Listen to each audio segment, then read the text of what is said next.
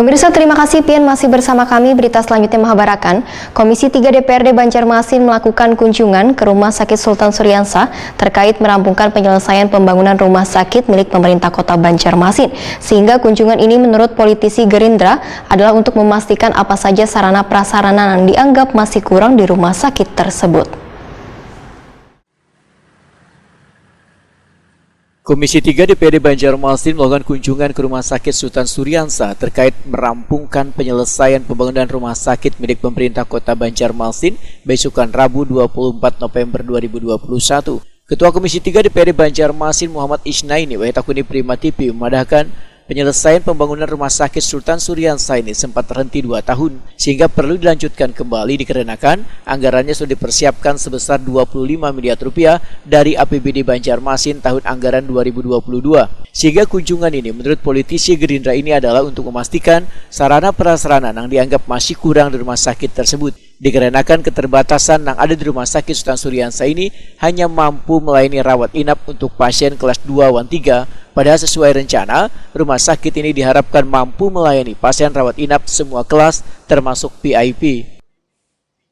Penyelesaian perbaikan tentang lantai 4 dan 5, di mana kemarin itu dengan anggaran yang ada memang tidak bisa menyelesaikan, membuat satu ruangan penambahan ruangan untuk pasien untuk pasien ruang perawatan.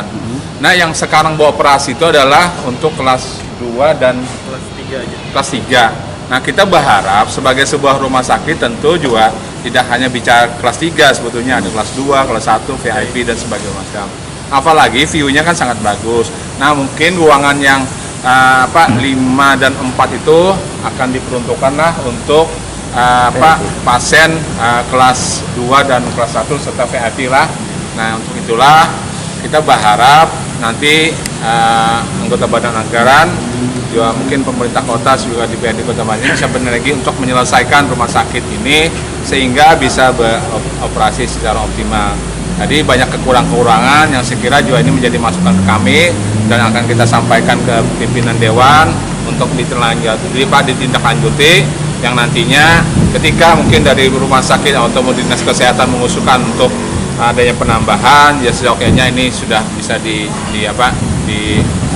diakomodir seperti itu. Sementara itu, Direktur Rumah Sakit Sultan Suryansa Banjarmasin Dr. Saukani mengakui bila banyak lagi yang harus dilakukan pembenahan di rumah sakit ini dikarenakan pada anggaran sebelumnya dialihkan untuk kepentingan penanganan wabah COVID-19.